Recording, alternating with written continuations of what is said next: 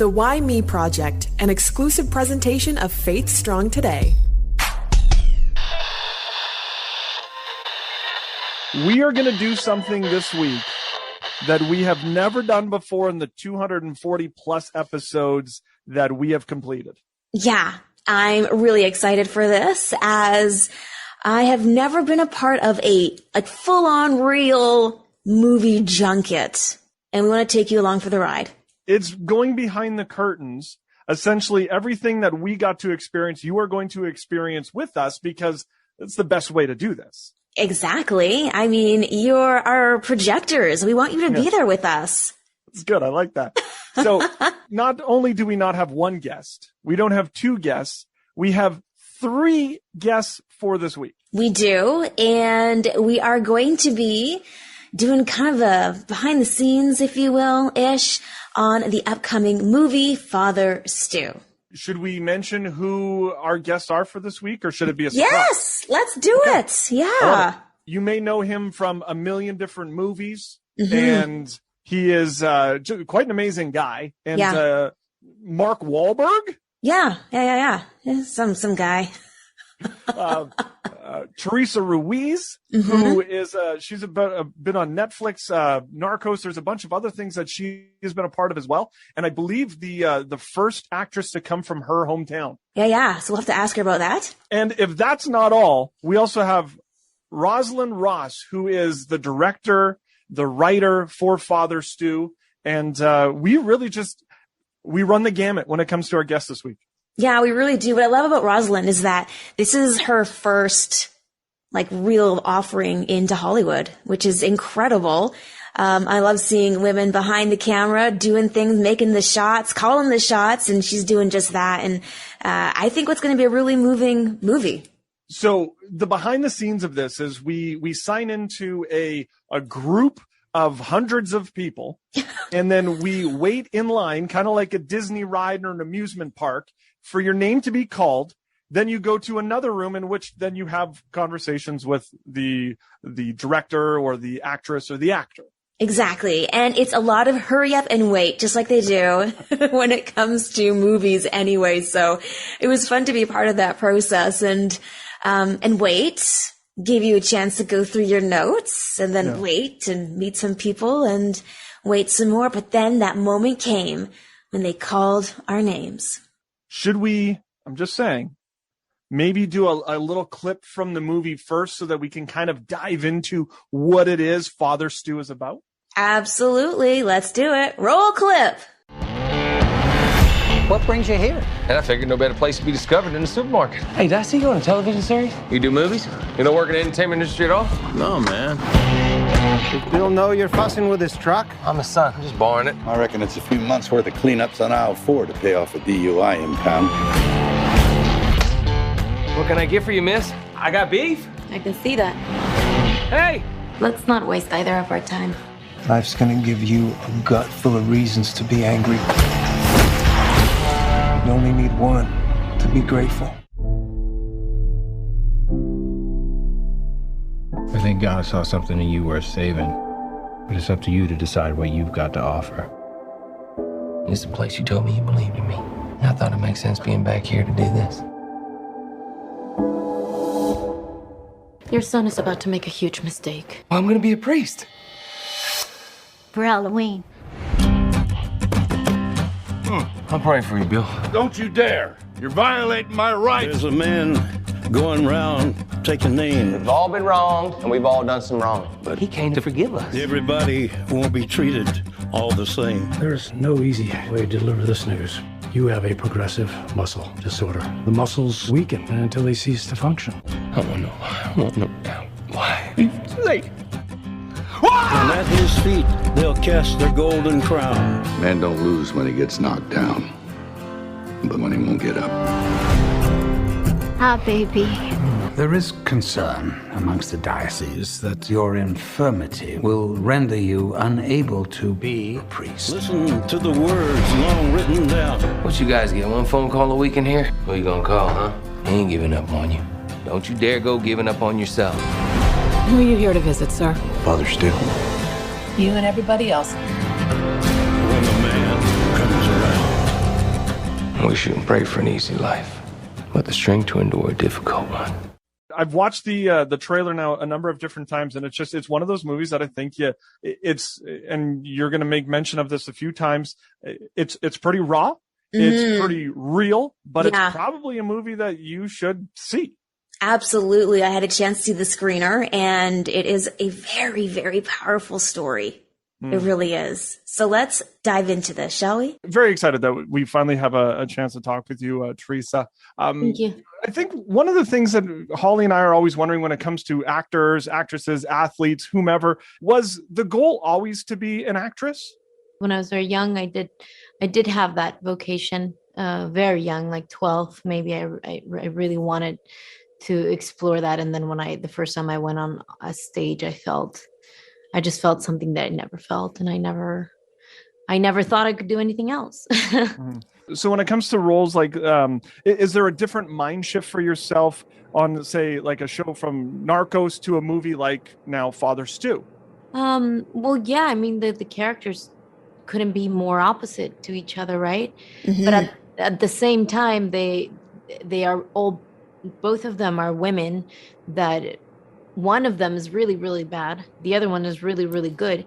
But both of them are flawed, and both of them go through a journey, right? So I think the important thing is the journey that any character goes through. I think with Carmen, that's what's important, that she's not what do you think she is. She seems so well put together, and then suddenly this thing shakes her world, and then she has to transform into someone else. It's just the whole movie is about redemption. Redemption and transformation when playing Carmen and having to relay those incredible messages to people. For you, was it difficult really to get into that role of Carmen? I mean, you did such a phenomenal job. It just I felt like you were her. And so being in that role, like really, what did you want for those viewing the movie to really take from Carmen and her character? I really wanted to bring the generosity and beauty and kindness of heart of my people. I'm Mexican American. I come from a very small town. I'm the first actress of my town. And I really wanted to bring that kindness into that part, and then share that kindness and that goodness. And then, like I said, it's not just all that, then something is taken away from her, and then she has to struggle, like a real human being. So I just really wanted to represent that in the film. I wanted to be a light for Stu, and I hope that it came across. Our podcast is called Why Me Project, and with Carmen and her life, and like you said, she had some really low moments, some valleys. People often ask themselves, like, why me? Why am I going through this? What things did Carmen do you feel that we can apply to our own lives? I think she believed that she had it all figured out. And she believed that because she was a good God girl, everything was going to be okay. And I think Stu came to just shake up her world. And then she had to learn to let go. And she had to learn to be bigger than herself. And she had to learn to surrender in the same way that Stu has to learn the same way, in the same way that Bill Long, the character of Mel Gibson, and Jackie Weaver have to learn it. I think it's a story where characters get redeemed through pain, through suffering, and then through that, they come out stronger and better. Teresa, we appreciate you taking some time and sharing your heart and the story behind Carmen. Thank you. I couldn't imagine, though, and I know that we say that you're sitting there, you're waiting, but they just rapid fire interviews, you get Johnny and Holly from Canada, you get Steve from Australia, LA. You get Dave from England, and you're just sitting there like, I wonder what questions they're going to ask me. Yeah, exactly. So hats off to the hardworking actors out there who have to sit through hours of us just asking questions, and probably the same ones. Probably. Oh, that one again. I wonder if they have a count. They totally should. I was asked about this 800 times. Right. I mean, it depends on how many people you're doing an interview with. But our second interview, we go from someone who, an incredible actress, to somebody who for the first time is doing the directing and the writing, which to me, I think would also be, and we've talked to a number of producers in the past, Holly, and directors in the past, where it's like, yes, I have this film, but who is going to be the perfect person for this role? And she had some incredible talent to work with. And they just really, in my opinion, just did so well with explaining and just having the incredible story of Father Stu come to life in a very raw way. I mean, think about the Bible. Quite often we get the Sunday school version, but that's not really what happened. And so I want to ask her about making a film that is a faith film, but is not with the faith film ratings. So I hope she'll answer that one for us. So without further ado, we are very excited to talk with director and writer Rosalind Ross. How are you? I'm doing well. How are you? We're doing good, thank you. So far, so good. We can't complain. Good. What was it about Father Stuart Long and the story that really made you want to do this? A few things. I think, for one, the personal part of the character and the story that I could most connect with was that it was the story of a guy who was searching for purpose in his life and trying to find the light in the darkness. And I think that's something that certainly I've experienced, and I think a lot of other people have as well. And it felt like such an interesting opportunity and an unconventional fulfillment of that search, his story. And, it was sort of irresistible too, the prospect of writing a role for Mark that would challenge him, at once, I think, utilize his strengths as an actor, but also challenge him to do something different than we've ever seen him do before. With Father Stu's story, it's one that's very colorful unto itself. It's quite the adventure.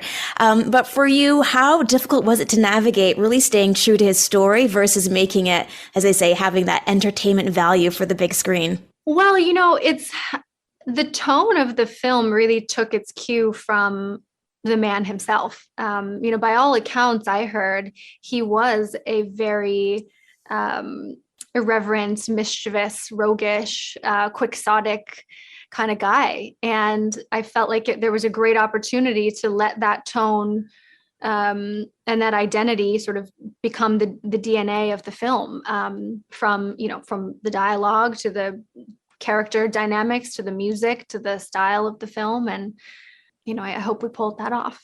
What are your hopes that people will get from seeing this film? My hope is that people will walk away from this film with the comfort that it is never too late to try to redeem yourself or to change. Our podcast is called Why Me Project, and just through Father Stu's life, he had lots of valleys. For you, just taking a look at his life and his story, what kind of encouragement would you give to somebody who might be in a valley or a similar situation to Father Stu? I would say, which I think is probably a line in the script in the film, that you can't give up on yourself because God's not giving up on you. Yeah, I love that. And whether or not you believe in God, it's that there is a larger plan out there, Mm-hmm. Yeah, absolutely. We deal with a lot of faith films in our industry, and talking to directors and writers in that realm. And they kind of push for the G-rated or the PG-13 rated. This is not either one of those. Why go into that R rating side of things? I felt that it was important because it was the only way we could really capture authentically who Stuart was, who his father was, where they came from, the kind, they were kind of rough trade guys, and they did speak like that. And I think, if you were to sanitize it, it wouldn't quite underscore the dramatic nature of his transformation as well, and also I think that while the language might be prohibitive to some faith moviegoers, I think they are also what I've been seeing so far, and I've been encouraged by, is that these are real people too, who are flawed and who appreciate the fact that there's a film out there that doesn't sort of treat them with kid gloves. Well, we appreciate you taking some time and sharing your heart with us today. My pleasure. Very nice to meet you guys. I love seeing women behind the camera, directing, calling the shots. And I just think that women in that director writing role bring such a unique lens or perspective to a story. What I appreciate too, because I mean, I've known you for 20 years, Holly, that you've always been an advocate for strong women. And you yourself want to have that role to show to your daughters. You had that with your mom and your grandma. And so it's just nice to see that we continue all these years seeing those roles expand. And more. It's more frequent that we get to see women in these roles. And I find it really exciting and inspiring. Now, before we get to our final guest for this week, there's a part that I don't think that you want me to bring up, but I kind of want to go behind the curtain when this happened. Okay. Do you know what I'm talking about? No. Okay, so we're in this room. We're waiting for the different interviews that we're doing, and all of a sudden, from out of nowhere, this person, Holly Taylor, lets out the biggest, and everybody in the room goes, "Everything okay, Holly?" What happened? I went to check my settings to make sure my mic was loud enough, and I forgot to put it back on mute. And then I was just stretching because we were waiting for a long time. And so I did and I just let out a very natural and organic yawn. It was a while. I just had to stretch it out. It's a 2.5-hour wait time. Like we said, it's a Disney ride. You're sitting there and you're waiting, and then we finally get that opportunity. Yes, and it was so worth it. Honestly, being able to hear more about just their hearts as they approach this project, the things about the project that were inspiring to them really is inspiring to, I hope you, as you not just watch the movie, but hear their perspective on the characters or the roles that they played to make it happen.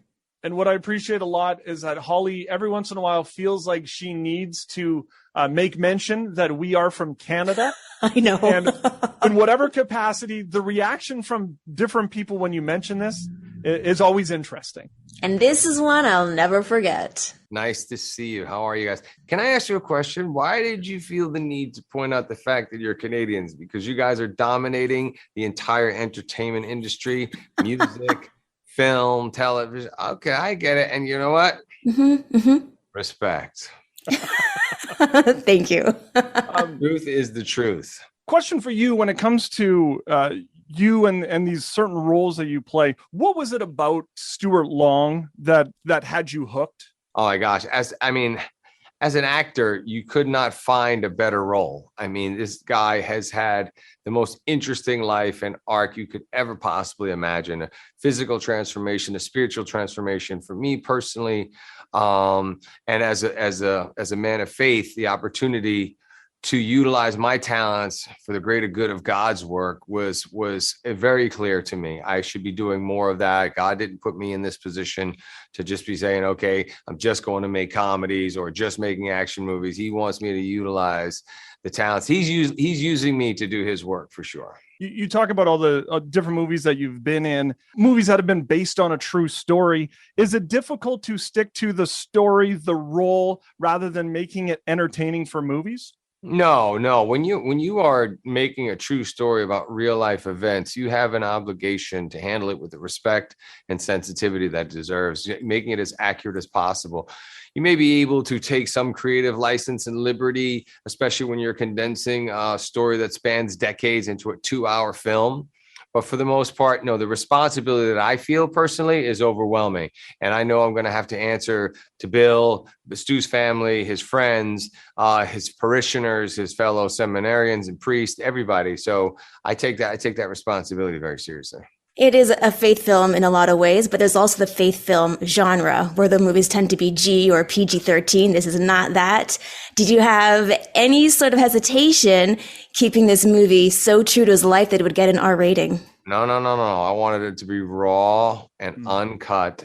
Just the truth. Stu was the truth. Stu has a lot of real life experience to draw on, which made him so credible when he was talking to people. You know, when he walked into a prison or anywhere else, he was one of those guys. If his life didn't take a drastic turn and he didn't follow God, and he's encouraging them to do the same thing and remind them that, no one's beyond redemption. He sees the good in everybody. And when people know that they're loved and supported, and that is invaluable, and people are capable of doing great things. They just need to be pointed in the right direction and given an opportunity to do them. Our podcast is called Why Me Project, where often our guests will share about the hills or valleys in their lives. And just taking a look at Father Stu, he had lots of hills, lots of valleys. Mm-hmm. What kind of encouragement would you give to our listeners based on his life to navigate some of those hardships?